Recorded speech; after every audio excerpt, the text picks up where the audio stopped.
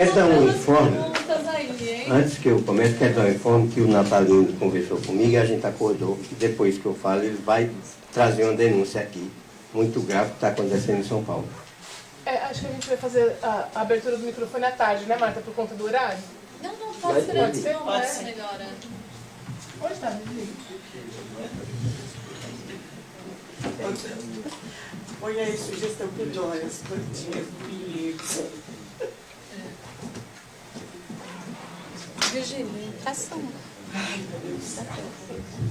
Pessoal, já vão fazendo assim, até para nós podermos otimizar a parte da tarde, já vão colocando suas questões, porque o importante, o gostoso seria, nós temos logo depois das falas, né, essas questões para a gente eleger aquelas que a gente vai fazer as discussões na parte da tarde, tá?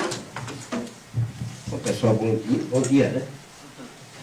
Quero agradecer aí a presença de vocês e diferente do que foi mostrado, que é a ciência, a gente precisa entender que a legislação precisa obedecer à ciência. Ela deve obedecer à ciência. E hoje a gente tem uma legislação que não dá a menor mina para a ciência. E é por isso que a gente tem o que tem.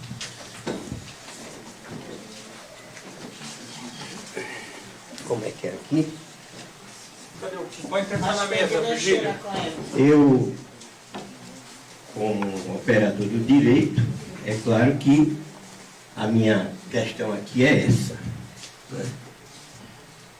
Trazer para vocês, primeiro a gente entender essa coisa da participação, que é a cidadania. Sem cidadania, a gente vai encher conselhos de meio ambiente, comitês de bacia, agência de bacia, tudo que é coletivo para convalidar aquilo que os governos propõem. E isso é péssimo, quando a gente está num lugar que não tem a compreensão devida do ponto de vista legal e também do ponto de vista da ciência, para poder a gente se posicionar. Tá certo? Então, primeiro, quando a gente pensa em gestão que envolve o meio ambiente, a gente está dizendo que essa gestão não deve ser feita unilateralmente com o governo. É governo mais a sociedade, a coletividade, em organizações, como a gente sabe, sociais, enfim. E quem diz isso não sou eu. É a Constituição Federal. Está ali princípios, né? Que está lá no artigo 225 da Constituição Federal, que diz: todos têm direito ao meio ambiente ecologicamente equilibrado. Quando a gente diz isso, que todos têm direito a esse meio ambiente ecologicamente equilibrado, a gente está falando de um bem comum de todos, que um só não pode decidir ou degradar. Tem que ouvir todos. É um bem de índole difusa, coletiva, transfronteiriça, intergeracional. Portanto, é um bem diferente de outros bens, né, que a gente sabe. A mesma coisa está na Constituição do Estado de São Paulo. Aqui, ó. Estado e municípios providenciarão com a participação da coletividade para garantir que o meio ambiente seja ecologicamente equilibrado. Tá certo? Então, nós, para poder participar de coletivos, como eu participo, a Marta aqui, a maioria participa, né? A gente precisa ter essa compreensão. Que a gente não está ali para fazer número, para votar contra ou a favor, qualquer que seja a proposta. A gente está ali para discutir aquilo que é de bem comum dessa e das futuras gerações. Porque a causa ambiental é o que eu chamo, eu brinco muito, que eu digo que eu estou acima de esquerda, centro e direita, porque eu defendo a sustentabilidade da vida. Isso não tem a ver com direita, centro nem esquerda. Tem direito que a gente tem que garantir a vida em todas as suas formas. Tá certo? Aí tem aqui até a questão doutrinária que eu gosto muito, do professor Santo Antônio Pacheco Fiorino, que ele diz o seguinte: ao falarmos em participação, né, temos em vista a conduta de tomar parte em alguma coisa, de agir em conjunto, dada a importância e a necessidade dessa ação conjunta. Então, o meio ambiente tem que ser decidido, discutido conjuntamente, sociedade e poder público. Temos que colocar isso na cabeça. Não é para lá dizer amém do poder público. É para ir lá discutir de em pé de igualdade com o poder público.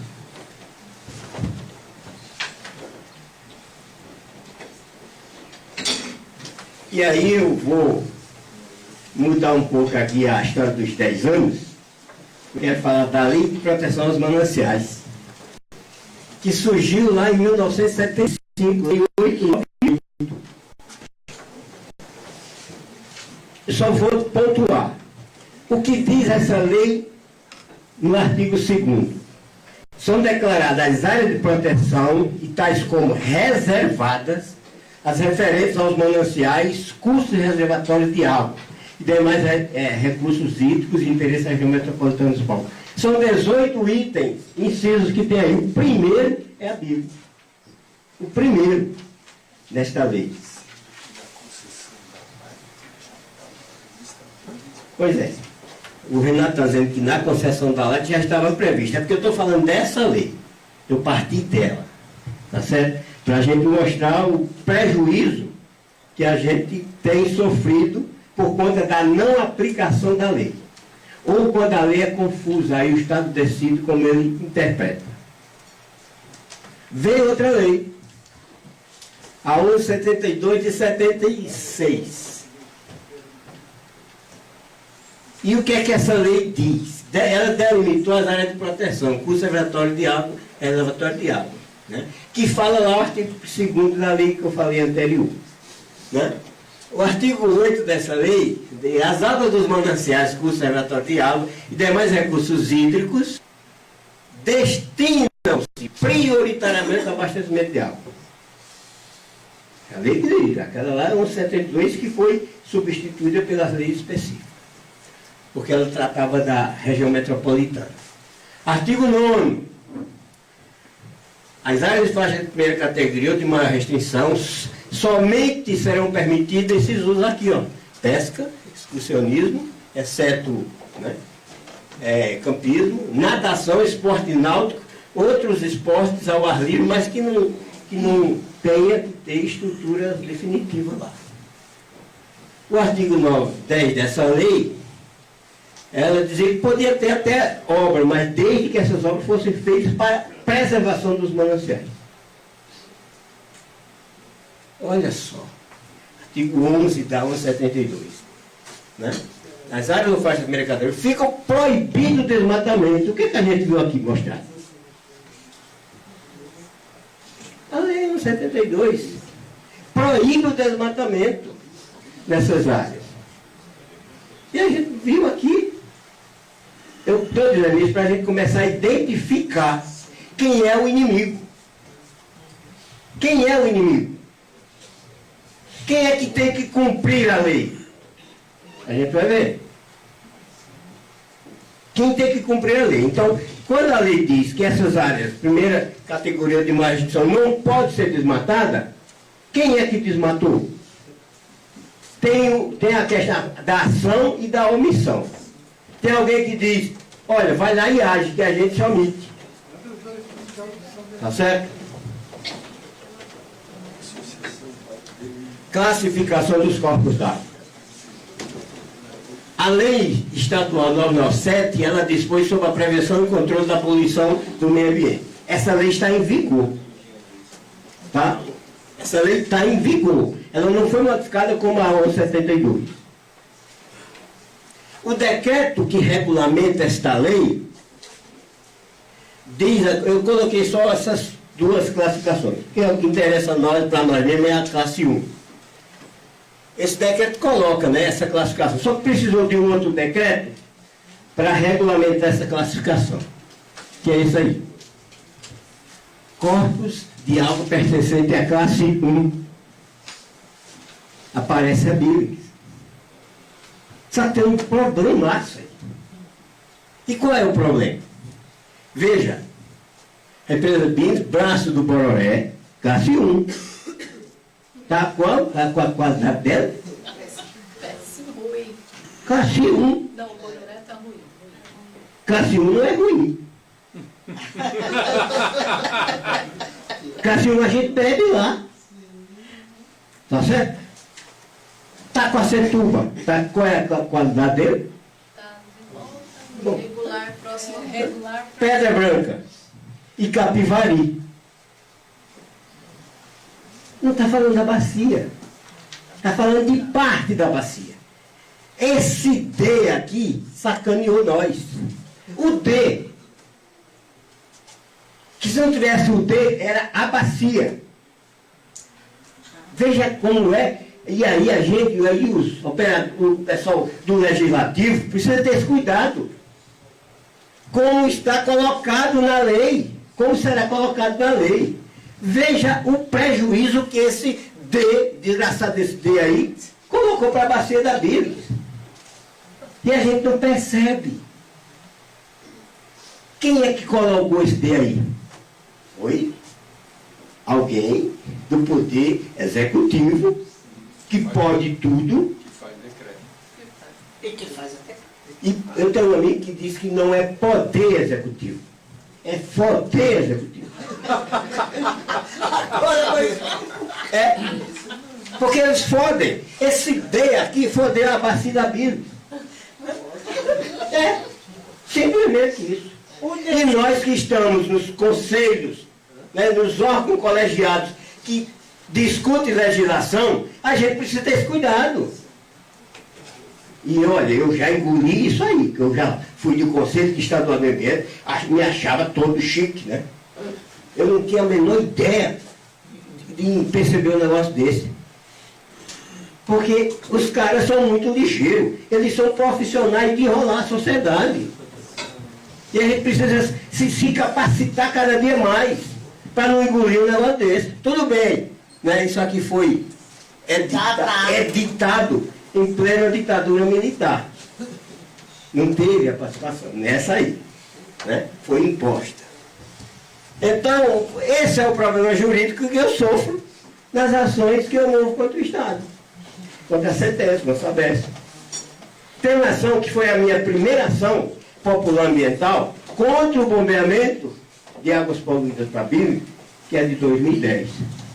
Nós estamos em 2019. Ainda não teve a sentença de primeiro grau, de tanto eles recorrerem, por conta de coisa desse tipo. E o Poder Judiciário, quando vê um cidadãozinho qualquer, igual eu, indo lá questionar a CETESB, ixi, mano, como é que você quer questionar a CETESB? Aí eu estou conversando, eu vim saber, principalmente no Tribunal de Justiça, quando os desembargadores precisam de um parecer técnico, eles pedem para quem? A CETESB. Então a CETESB para dizer Deus. Aí chega a gente, raramente, um cidadão comum do povo, chega lá questionando a CETESB, é uma estranheza. E nessa ação, pior ainda. Porque nessa ação, minha primeira ação, eu sou advogado, eu sou autor e eu sou assistente de perito. Aliás, o Renato me ajudou a elaborar os quesitos. Você lembra, né, Renato? Muito esquisitos. Muito esquisito. Então, como é que pode? Questionar, como é que pode o Vigílio ser advogado dele? E ainda ser assistente de perito? Ele não pode porque ele não tem competência técnica. Aí eu peguei o meu certificado da FAP, da minha pós-graduação em Meio Ambiente, Desenvolvimento Sustentável e Questões Climáticas e joguei lá. E o juiz teve que aceitar. Tá certo? Então, o que eu quero dizer com isso é que nós, enquanto cidadãos, que conforme a Constituição eu mostrei, não é uma faculdade a nossa participação na defesa do meio ambiente ecologicamente equilibrado. A Constituição impõe isso. Agora ela impõe ao poder público. Qual é o poder público? Impõe-se a você que quando for decidir fazer a gestão da questão do quesito ambiental, você não faz sozinho. Você faz com a coletividade. Tá certo? Aí, eu vou justificar isso. Princípios da administração pública. Artigo 37 da Constituição Federal. Legalidade, impessoalidade, moralidade, publicidade e eficiência. Gente, o poder público tem que ser, é obrigado a ser eficiente. Ah, não, eu estou tratando metade. Então, você tem que tratar 100%. Até porque, na conta da água de vocês, vocês não pagam água e esgoto? A Lei Nacional de Saneamento Básico determina o que é esgotamento sanitário. É coleta, transporte e tratamento. Então não é só coleta de jogar no rio. Transporte, coleta, transporte e tratamento. É isso que nós pagamos. Para a dona Sabesp fazer qualquer que seja outra companhia estadual municipal. Aí eu trago aqui, ó, um problema, tá? Vamos falar dele, já foi falado. O exemplo de princípio de legalidade, o SNUC, a Lei Nacional de Unidade de Conservação. E o que diz essa Lei Nacional de Unidade de Conservação? Akira, cadê o Akira? Presta atenção nisso. Pessoal do Rio Grande da Serra e Ribeirão Pires, principalmente, de Santo André. 49. A área de unidade de conservação do Grupo de Proteção Integral é considerada zona rural. O Santo André tem 2 unidades de conservação municipal e o plano diretor não tem área rural. Vamos saber isso, vai começar sobre isso, né? O que diz o parágrafo único? A zona de amortecimento dessas áreas de proteção integral, uma vez definida, não pode ser urbana. Não pode ser urbana. Isso é uma lei específica nacional que tem que ser respeitada pelo plano diretor ou pelo Estado. A lei da Billings, ela respeita isso? Não. Os planos diretores estão respeitando isso. Portanto, colegas da sociedade civil, isso é uma questão que se impõe.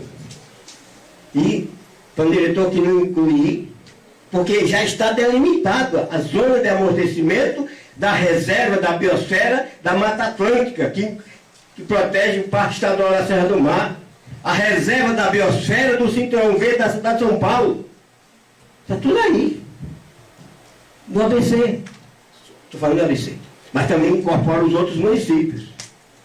Tá certo? Então, sabe, Empu, sabe todos. Bento das Artes, tudo tem que respeitar essa zona de amortecimento. Isso. Estado. Por exemplo, agora se elaborou uma resolução de compatibilidade dos planos diretores municipais com a Lei Estadual de Proteção dos Mananciais, ou seja, as leis específicas.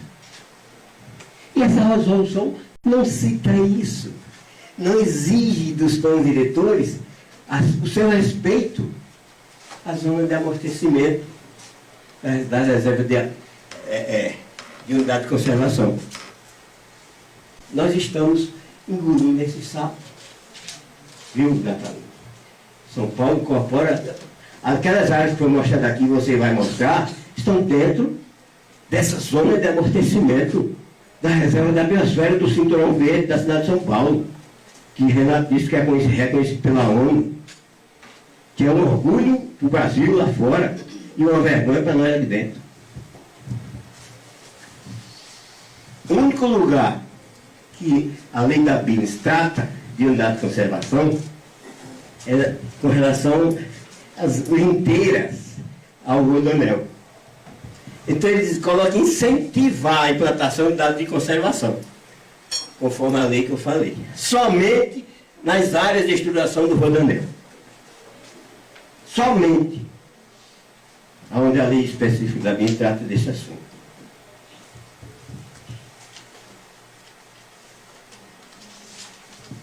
Princípio da administração pública.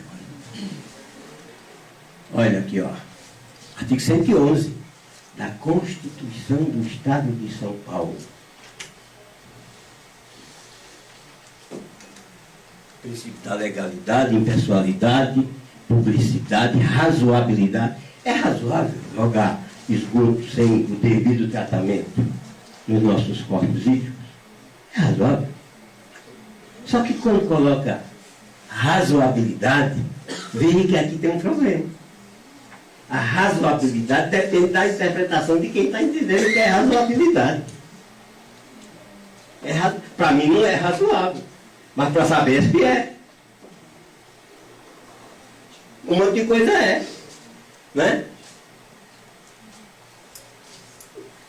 Eu trago aqui, isso é uma coisa que nós precisamos prestar atenção, para a gente deixar de ser incompetente.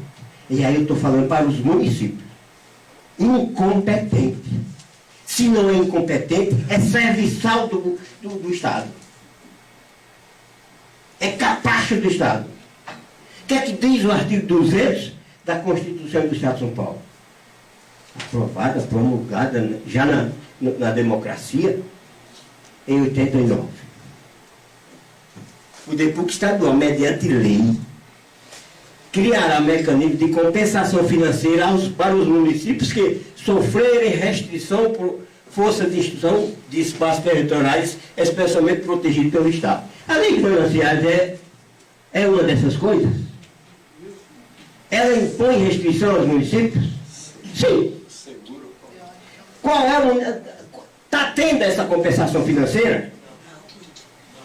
Vamos imaginar aqui, quanto São Bernardo do Campo, Giba, gasta para implantar lá um sistema de fiscalização, gente e equipamento, dos mananciais, para garantir os mananciais, sem os mananciais produtoriais. Isso é uma coisa.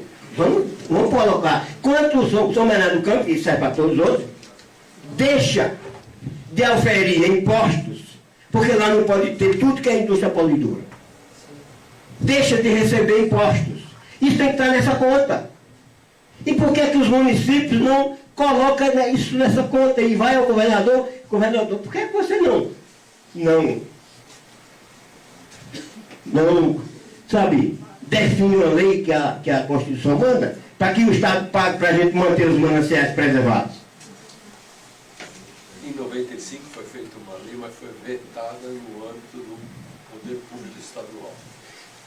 A 9146. É porque não teve a pressão devida das pessoas legitimadas para cobrar isso aqui é um direito constitucional que não é do prefeito, é da coletividade, é da municipalidade.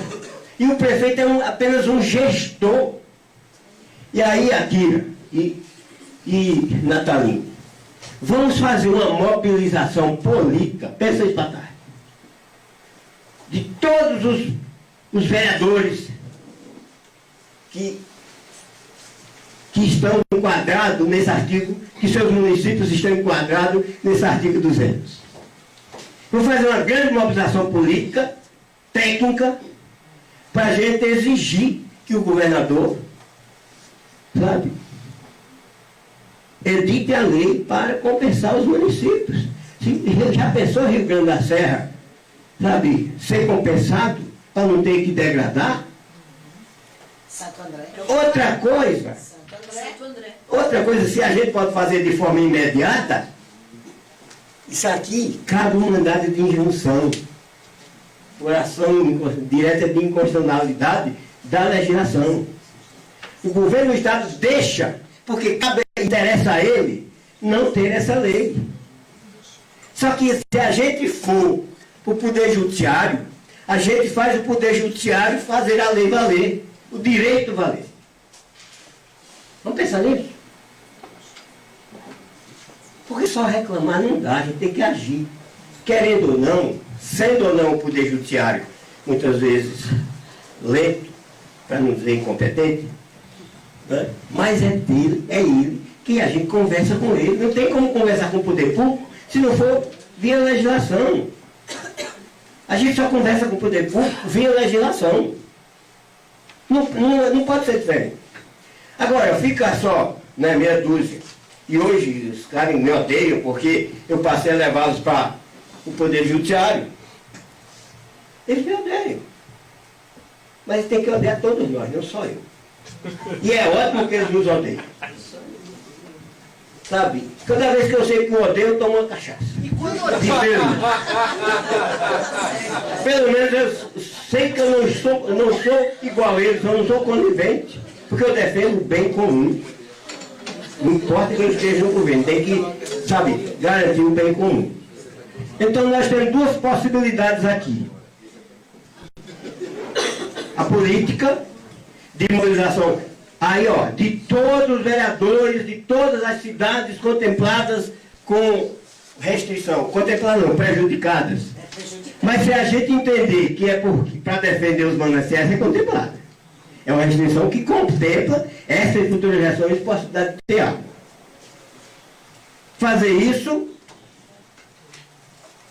né, uma grande mobilização política, e aí nós vamos dever, estamos dentro da Ivone, né? Renato, Viviane, Marta, nós vamos organizar, buscar com capacitação técnica, do ponto de vista jurídico, para a gente fazer essa mobilização. E também a possibilidade do mandato de junção.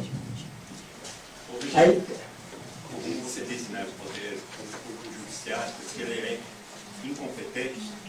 ele é lento. Não, eu acho que ele é mais que competente. Sabe? Como essa? À tarde a gente fala. Ele aprecia o lado dele. Você tem lado meio direito, bem esquerda. Então vocês entenderam aqui que não é por falta da legislação. A gente tem a legislação, no caso dessa aqui, não deixa dúvida. Não há como você ter outra interpretação que não seja o Estado editar uma lei para garantir a compensação financeira aos municípios que são prejudicados por uma lei estadual de proteção aos mananciais, entre outras. Tá? Prejudicados por quê? Porque eles não estão recebendo para preservar.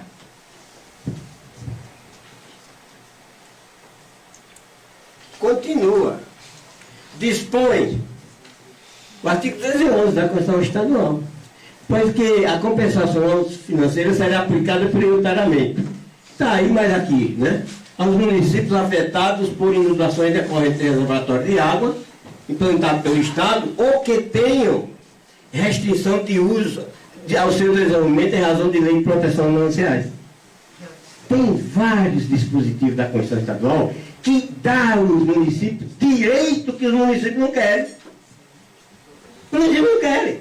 Mas é o município ou o gestor? O problema é que nós estamos votando mal para cá. E a gente sempre coloca eles lá para não garantir o direito que a gente tem. E a gente não cobra, porque a gente não sabe. Mas a partir de hoje, desse primeiro, né, fórum, que serão vários, né, nós vamos, né, municiar a negada de conhecimento. Porque não tem como ser cidadão. Eu costumo dizer que tem cidadão e tem povo.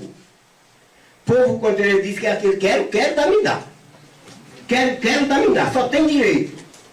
Cidadão tem direito, tem dever. Dever. Nós temos o dever de buscar esse direito. Temos o dever. Olha o que diz o artigo 17 da mesma Constituição do Estado de São Paulo. Mediante mecanismo próprio definido em lei, contribuirá para o desenvolvimento dos municípios em cujo território se localiza reservatório de recursos hídricos, entre outros. Isso aqui, ó, eu fiz questão de destacar. Esse é importante. Esse artigo 208 da Constituição do Estado de São Paulo foi uma emenda popular nossa, do LDV e de movimentos ambientalistas do governo ABC, na época da Constituinte Estadual, que a gente fez incluir o artigo 208, que a gente entendeu que não ia discutir apenas mananciais, o importante só no grande ABC, só na BI, mas no Estado de São Paulo. No Estado de São Paulo.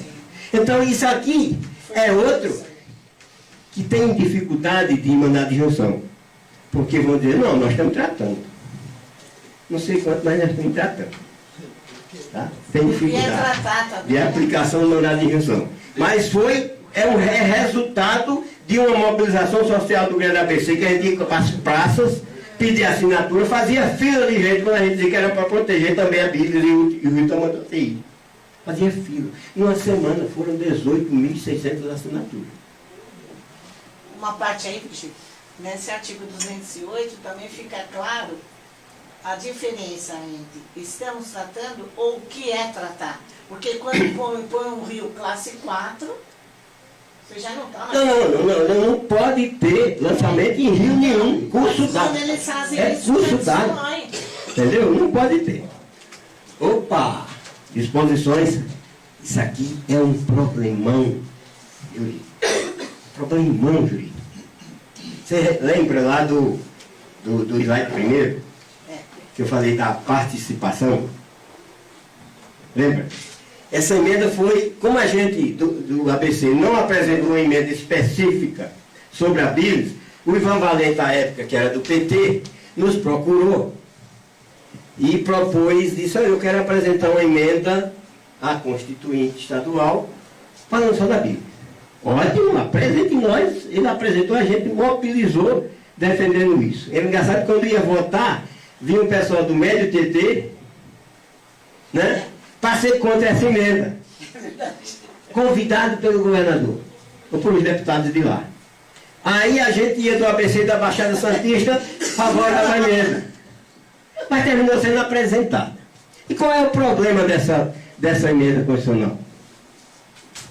Ela deu prazo de 3 anos para que Estado e prefeituras adotassem medidas eficazes para não mais bombear esgoto na Bíblia. 3 anos. Esse prazo venceu no dia 5 de outubro de 1992. E isso aqui surgiu também porque nós, do movimento, a gente arregimentou cerca de 500 cidadãos do ABC e da Baixada e disse, se não parar, no dia 5 de outubro de 92, nós vamos entrar na estação elevatória de Pedreiro e quebrar aquelas bombas. Fizemos isso, a imprensa divulgou isso. Ia ser uma carnificina, porque o Estado da Zé ia não receber a dentro de cachorro. E a gente com história de pau.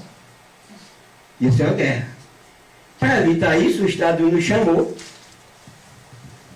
e disse que ia parar o bombeamento. Mas qual é o problema aqui? Vejam para fundo, qualquer que seja a solução a ser adotada, fica o Estado obrigado a consultar permanentemente os poderes públicos municipais afetados. Aqui tem municípios. O Estado pergunta? Consulta? Não, está bombeando. Né? Agora está certo isso aqui? O que é que falta aqui? O que é que falta aqui? Está dizendo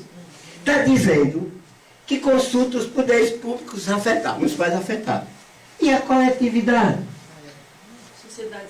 Está decidindo bombear tranqueira para um reservatório de classe 2,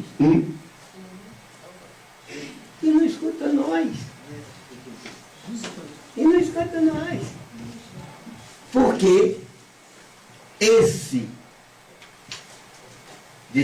parágrafo único permite isso. A gente não se tocou. É o grande problema. Aqui deveria estar colocado, incluindo a coletividade. Está ouvindo só os poderes públicos municipais afetados. A sociedade não.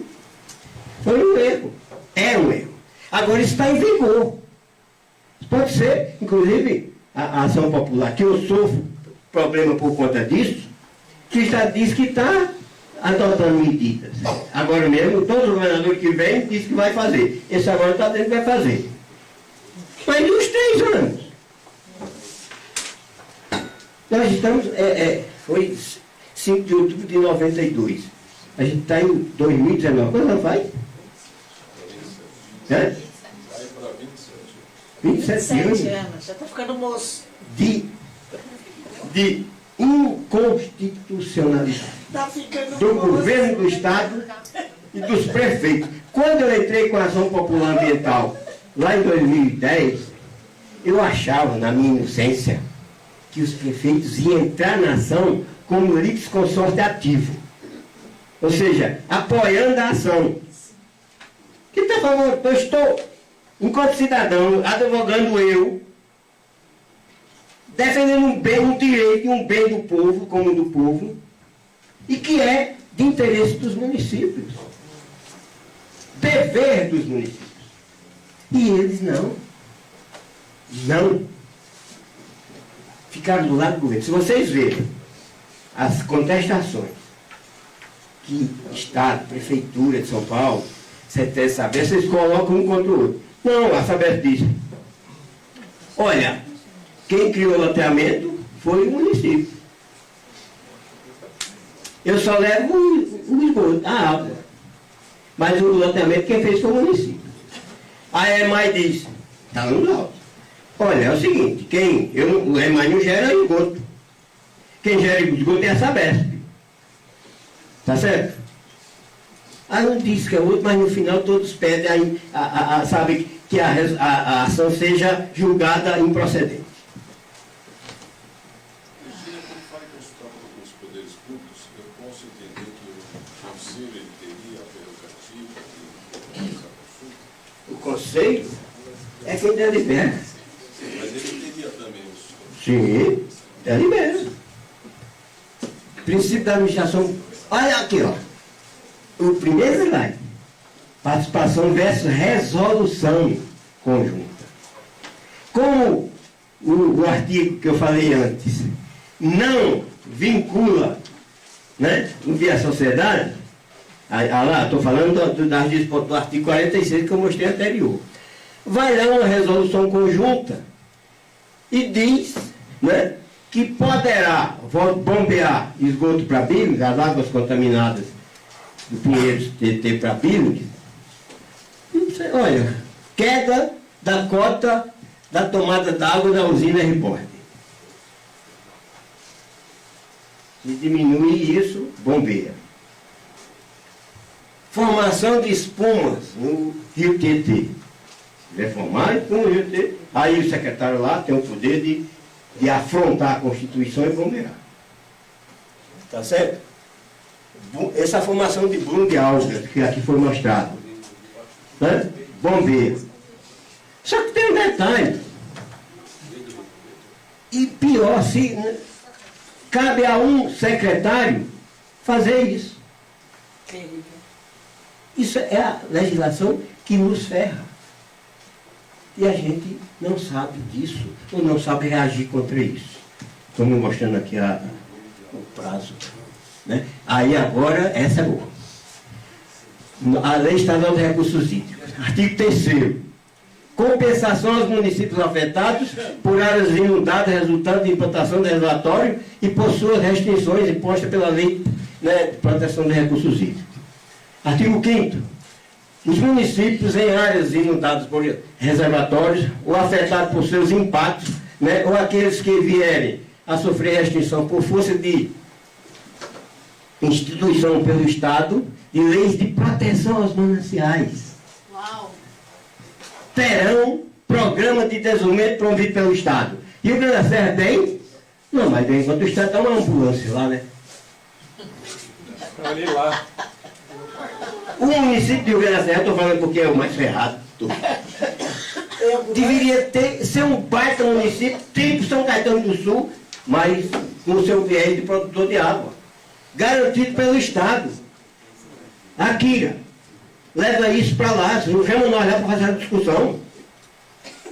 O prefeito, a comunidade, o prefeito que representa a comunidade, não pode continuar, sabe, com os olhos vendados com relação a uma questão dessa. Pagamento pela utilização dos recursos hídricos. Opa, o Hélio. Primeiro, a legislação não vincula o pagamento ao município produtor. Pelo fato do município produtor, ele não recebe diretamente. A Sabesp produz água? Onde é que a água não produz não, né? Onde é que acontece o ciclo da água? Ela no município. No município. Que tem a floresta, né? Sem floresta não há água, né? E o município precisa dizer para o comitê de bacia, para a agência de bacia, quanto ele consegue reencher a bile do seu perímetro em metros cúbicos, para que o município receba, porque ele está produzindo água para dentro de São Paulo. E tem uma companhia que pega essa água, e sabe quanto paga? Eu pedi para o Evaristo e a Raquel fazer uma continha, né, com base nessa UFESP lá, e eles chegaram mais ou menos a 3 centavos o metro cúbico. É isso? É. Chegaram a essa conta, com base nessa UFESP aqui. Só que a Sabesp paga esses 3, mais ou menos isso, e cobra pela distribuição, que no caso de Santa André é R$2,20. Lucra R$2,17. Santo André, ele capta água no Pedroso, trata e distribui a R$1,20, R$1,10. Por que a Sabesp cobra R$2,20? Porque tem acionista, é isso. Né? Disposições transitórias, lá da lei que o Hélio conhece muito bem, e a gente quer fazer uma discussão muito clara e muito honesta com você sobre isso, aqui no ABC. Eu pedi que a gente instalasse o subcomitê na ABI. Até agora não instalaram. Porque parece que não querem. Que é a tal da descentralização da gestão dos recursos hídricos. Não instalaram. Então nós queremos discutir, primeiro, o que diz esse artigo 3º das disposições transitórias da lei que trata dos recursos hídricos.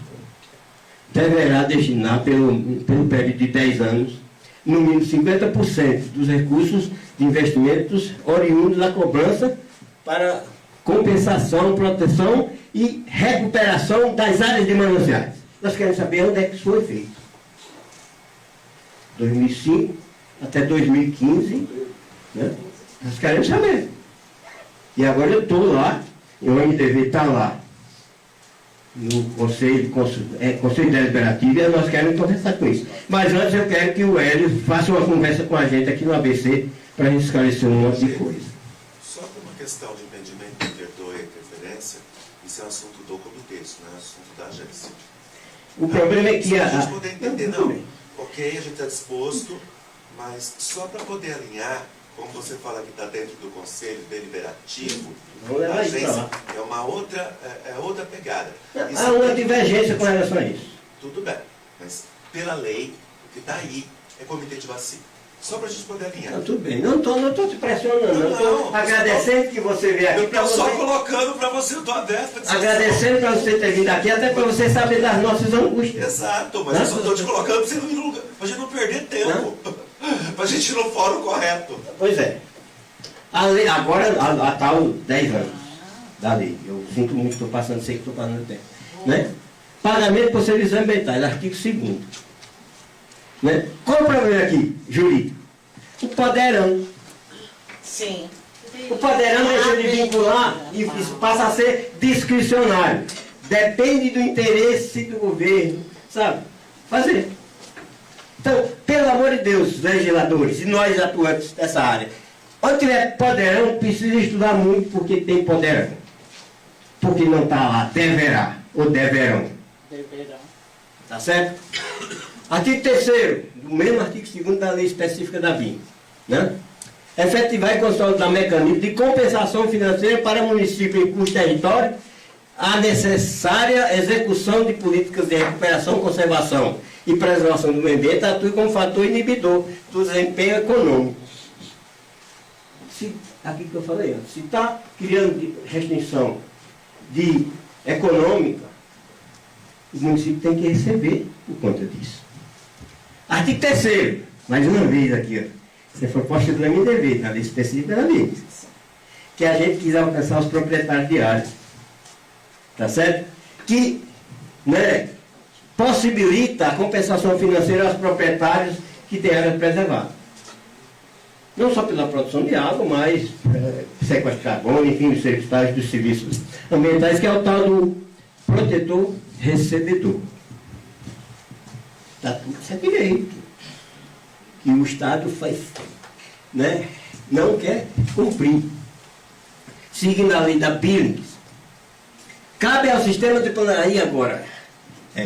Cabe ao sistema de gestão e planejamento implementar a gestão tripartite integrada, descentralizada. Digo isso porque o subcomitê é a descentralização. E que os prefeitos concordaram, sabe, com as coisas esquisitas, né? Para construir instâncias de estrutura na gestão que possibilitem a transparência de informação por meio de relatórios anuais da qualidade ambiental dos reservatórios BINGS, com especificação sobre a produção de água, do ecossistema, da qualidade da água e da capacidade de reservação. Isso, se é feito, não passou pelo subcomitê. Eu não conheço. E cabe à agência de bacia, sabe, que é um órgão técnico. Tá certo? É isso. Olha, o que diz, e aí é o problema, está aqui o poderá, né? Poderá. O órgão colegiado do Sistema de Gestão, da PRMP, que é a BILINGS, de caráter consultivo consultivo e deliberativo. A lei diz isso, né? E o comitê é o comitê de bacia, que poderá delegar suas atribuições ao subcomitê, naquilo que é de peculiar interesse. Na gestão esqueço o nome dele, da primeira gestão do comitê, Hugo Rosa. O cara foi perfeito. Isso aí nós temos que tirar o chapéu para ele. Ele disse que os subcomitês são deliberativos e consultivos.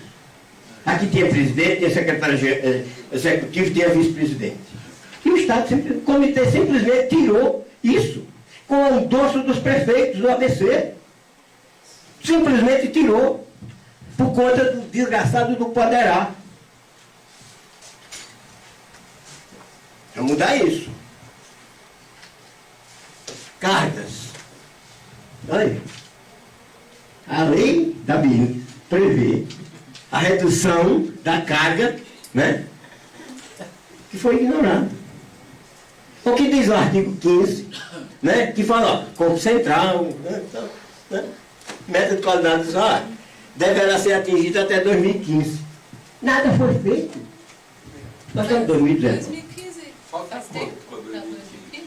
Falta muito. Se for 2115, tá? Seguindo. Outro mocinho. Aqui cabe aos municípios. Eu acho que Ribeirão Pires cumpriu isso, Luiz? Cada município tinha que reduzir até 2015 sua carga de fósforo na represa.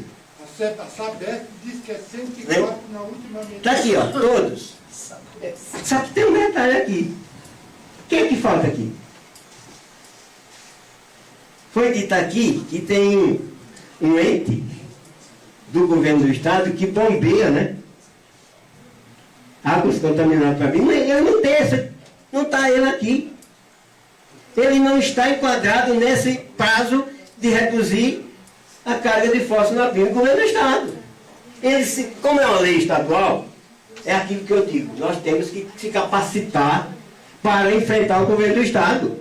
E eu disse isso para os municípios na reunião da agência de bacia, do Conselho Deliberativo da... Chamei os municípios, porque mais uma vez a gente perdeu de 2-1.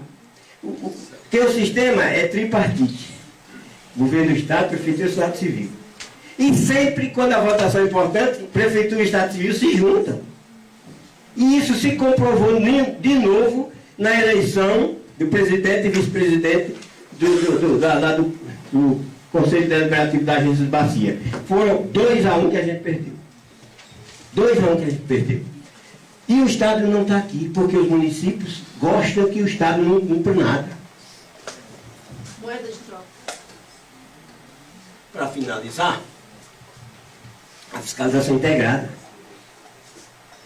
que está lá no artigo 99 a 108 da lei específica da BIM, e até hoje a Secretaria, que cabe à Secretaria Estadual do Meio Ambiente, apresentar uma proposta ao subcomitê, e até hoje não apresentou. Simplesmente não apresentou.